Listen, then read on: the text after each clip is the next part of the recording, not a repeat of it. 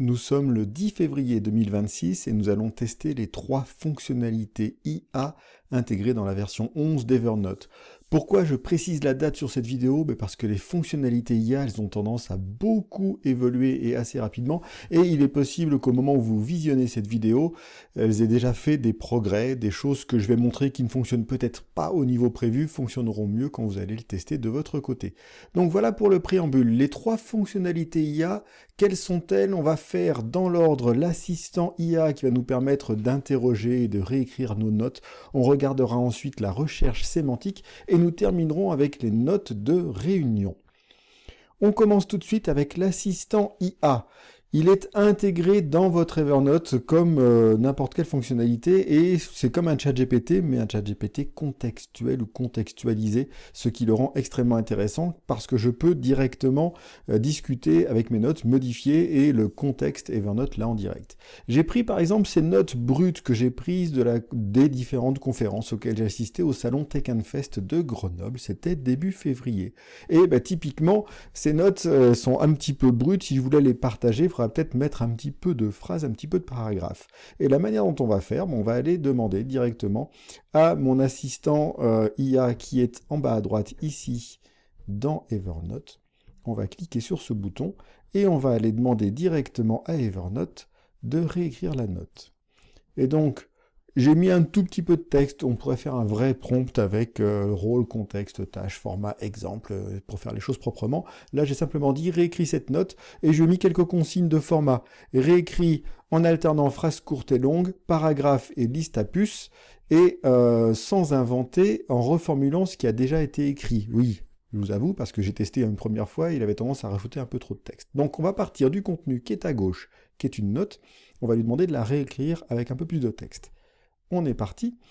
Donc là, à partir de là, ce qui se passe, c'est que Evernote va aller prendre le contenu qui est à gauche de la note. Donc je n'ai pas besoin de préciser sur quelle note je suis puisque mon assistant était directement sur la note elle-même. Donc le contexte, il l'a. Il va aller envoyer ça sur les serveurs Evernote. Donc il n'envoie pas l'ensemble de mes carnets, mais uniquement ce contenu-là. Et il va ensuite réécrire en fonction des instructions que je lui ai données, puisque là, je lui ai demandé de réécrire.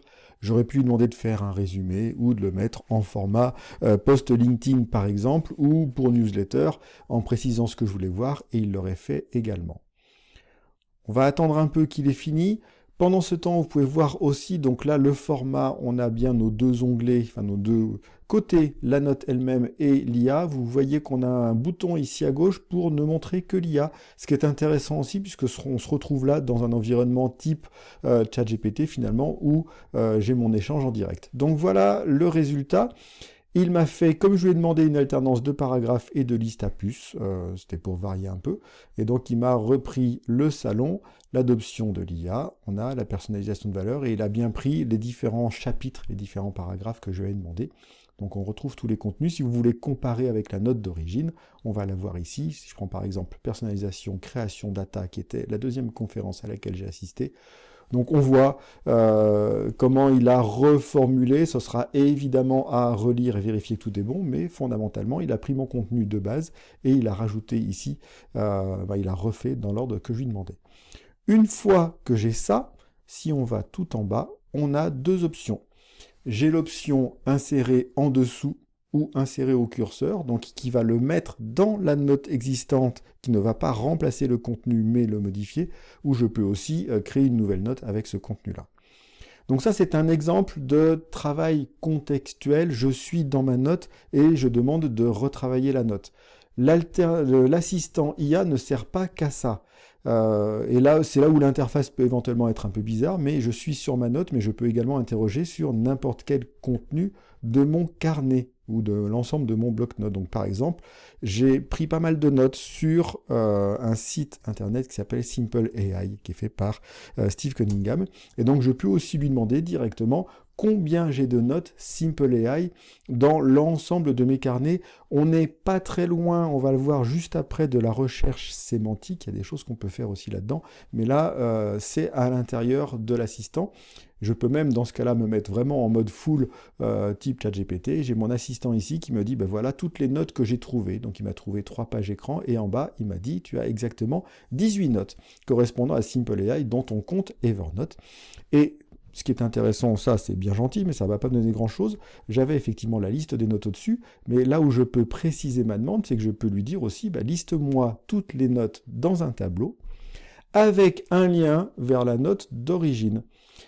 Je n'ai pas été plus précis sur le format du tableau, ce qui fait que c'est Evernote qui va le choisir de manière assez amusante. Vous voyez ici le format qu'il nous propose, il a juste mis le titre de la note et le lien. Quand j'ai fait cette même requête un peu plus tôt ce matin pour préparer cette vidéo, le tableau avait 4 entrées. On est dans un classique des IA génératives. Moins je suis précis dans ma demande, plus je laisse à l'outil le soin de choisir ce qu'il veut faire, plus je suis précis et je sais ce que je veux, plus ce sera facile d'avoir une réponse qui correspond à ma demande. Dans ma demande précédente, il avait rajouté un résumé qu'on n'a pas ici par exemple, mais c'est intéressant, je ne lui avais pas demandé. Donc là, il a fait ce que je lui ai demandé. On a bien ici donc toutes les notes avec leur titre et les liens, et quand je clique sur le lien, il ne se passe rien, c'est un autre problème qu'on va aborder plus tard. Donc voilà, il me dit tu peux accéder à chaque lien, sauf que fondamentalement ça ne marche pas. Voilà. Et je peux aussi poser une autre question un peu plus textuelle et un peu plus dans ce qu'on pourrait faire avec une IA générative. De manière globale, de quoi parlent ces notes ? Encore une fois, toujours la même idée de dire vous avez une base documentaire dans votre Evernote qui est assez large et cet assistant IA va vous permettre d'accéder à l'ensemble de votre base documentaire pour pouvoir faire des interrogations plus précises. Et là aussi de manière assez intéressante, il me fait une réponse sous forme de tableau alors que quand j'ai posé la question un peu plus tôt en préparation de cette vidéo, il me faisait une réponse sous forme de liste. Donc pourquoi pas, les deux sont possibles et intéressantes. Donc là, on voit bien, il reprend en fait pour chacune des notes le contenu, ce qui va potentiellement me faire gagner du temps, puisqu'ensuite je peux aller chercher une note en particulier et lui demander de critiquer ces notes. Donc ça peut servir à ça. On voit aussi à partir de là, ce qu'on pourrait faire, c'est reprendre ce contenu-là et aller le mettre dans une autre note. Ce que l'assistant IA permet aussi de faire, c'est d'aller mettre le contenu dans une note, dans un carnet, déplacer une note dans un carnet. Donc on peut faire pas mal de choses. Deuxième élément créé par Evernote au niveau de l'IA, c'est ce qu'ils appellent la recherche sémantique. La recherche sémantique, c'est quoi? C'est une recherche avancée, pour faire simple. D'habitude, quand je pose un élément de recherche, tout ce que je vais avoir, ce sont des réponses liées au titre de note. Si je tape ChatGPT, par exemple, là, ça l'a cassé, par exemple. Donc, je vais recommencer. ChatGPT, oui, il me l'a fait ici. Voilà, je me retrouve avec les étiquettes, les carnets et un certain nombre de notes. Ce que Evernote rajoute maintenant avec la recherche sémantique, c'est ce qu'ils appellent en français, dans la version française, les résultats intelligents. Là, en l'occurrence, c'est pas très différent puisqu'on a des notes dont le titre est ChatGPT. Par contre, si j'affine un tout petit peu et que je veux chercher uniquement ChatGPT dans le contexte de la formation, certes, à gauche, j'ai des notes dont les titres sont ChatGPT ou formation, et on voit l'un ou l'autre, alors qu'à droite, j'ai du contenu qui est un peu plus qualitatif, puisque je vais vraiment avoir des notes autour de ChatGPT et la formation. Par exemple, ici, c'est l'article que j'avais rédigé qui s'appelle « Comment j'utilise l'IA dans mon activité de formateur ». Donc on est bien sur les deux concepts de ChatGPT et formation, donc on a bien quelque chose de beaucoup plus pertinent, beaucoup plus précis, et accessoirement, en plus, il nous montre un peu plus d'informations sur les contenus. Donc ça commence à devenir intéressant. De la même manière, je peux commencer à faire une recherche sur le thème de second cerveau, où à gauche, je vais avoir encore une fois juste les notes qui contiennent ce titre-là, alors que à droite, j'ai bien à la fois en français et en anglais, ce qui est intéressant aussi, puisque vous voyez ici, j'ai 4 notes qui concernent le second cerveau, mais dans sa version anglaise, Second Brain, notamment le livre de Tiago Forte qui porte ce nom-là. Donc c'est intéressant déjà pour moi de réaliser que j'ai 4 notes a priori liées au sujet de Tiago Forte, donc c'est pas anodin. Et on voit aussi d'autres choses qui vont traîner, donc toujours du Tiago Forte, et des choses que j'ai pu rédiger moi. Donc là, on commence à affiner la recherche. De la même manière, je peux regarder tout ce que j'ai sur mon programme Organisé pour réussir, où à gauche, on voit que j'ai beaucoup de notes là-dessus, et à droite, on voit aussi les différentes notes qui peuvent sortir. Si je commence à combiner cette recherche sémantique avec mon assistant IA, ça veut dire que, par exemple, je pourrais lui demander de faire une note synthèse qui résume toutes les autres notes que j'ai sur Organisé pour réussir, par exemple. Donc on a vu l'assistant IA, on a vu la recherche sémantique. La troisième chose que Evernote a ajouté, qui est assez intéressante aussi, c'est le résumé des réunions.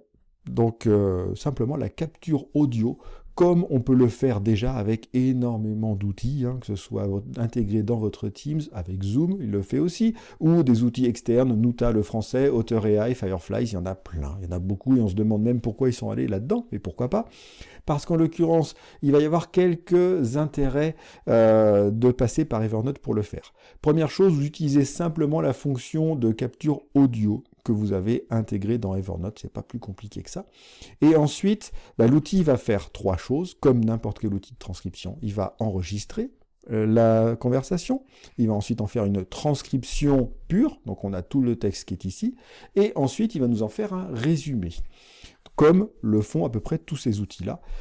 On voit la transcription, il a identifié les speakers, mais pour l'instant, il aura juste donné des numéros. Eh bien, on peut juste changer le nom du speaker ici, en tapant son nom. C'est aussi simple que cela. Donc, vous pouvez simplement aller réécouter votre conversation, et vous aurez donc l'enregistrement tel quel, et vous avez la transcription en dessous, et vérifier que les speakers ont bien été identifiés. Ça, c'est la première étape, tous les logiciels le font. Deuxième étape, vous pourriez tout simplement prendre cette transcription et l'envoyer dans votre ChatGPT, Claude, Copilot ou les autres, ou utiliser la fonctionnalité de résumé qui est ici. Et là, on va avoir directement aussi le résumé de la réunion, de la conversation.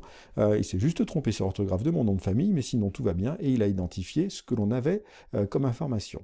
Donc déjà, ça c'est bien. C'est intéressant, ça peut faire économiser, c'est l'un des arguments de mes collègues experts certifiés Evernote qui disent vous allez économiser le prix de votre abonnement sur n'importe quel autre outil qui fait la transcription. J'ai mes réserves, mais si vous êtes un gros utilisateur d'Evernote, ça peut être une façon de le faire aussi. Vous pouvez aussi choisir simplement de copier-coller la transcription et utiliser dans un autre outil. Ou, comme on l'a vu tout à l'heure, vous pouvez rester à l'intérieur de Evernote et combiner cette transcription de réunion avec l'outil justement assistant et lui demander, par exemple, là-dedans, identifie les actions pour moi dans cette réunion. Quand il a fini d'analyser la réunion, il nous sort directement les éléments qu'il a identifiés. Donc voilà ici tous les points d'action. Pour être honnête, je ne suis pas sûr que tous me soient destinés. Donc encore une fois, vous aurez besoin de relire pour vérifier. Vous pouvez encore une fois les insérer dans la note ou créer une nouvelle note. Et théoriquement, je pourrais même demander à Evernote de créer des tâches, puisque vous avez peut-être vu mon article sur gérer les projets et les tâches avec Evernote. Vous pouvez aussi les insérer dans une note Evernote en tant que tâche et pas juste en tant que case à cocher, comme c'est le cas pour l'instant. Et dans ce cas-là, ça se transformera directement en tâche. Donc on le voit, les trois fonctionnalités Evernote vont assez bien ensemble. Je vais avoir effectivement ma transcription automatique des réunions avec le suivi. Je vais avoir l'assistant IA qui me permet de discuter avec mes notes directement, la note contextuelle et l'ensemble de mes carnets de notes, plus la recherche sémantique pour identifier tous mes carnets. Tout cela fonctionne assez bien, plus, vous le verrez dans l'article, aussi des niveaux de sécurité corrects qui me permettent vraiment de choisir ce que je partage avec Evernote et ce que je ne choisis pas.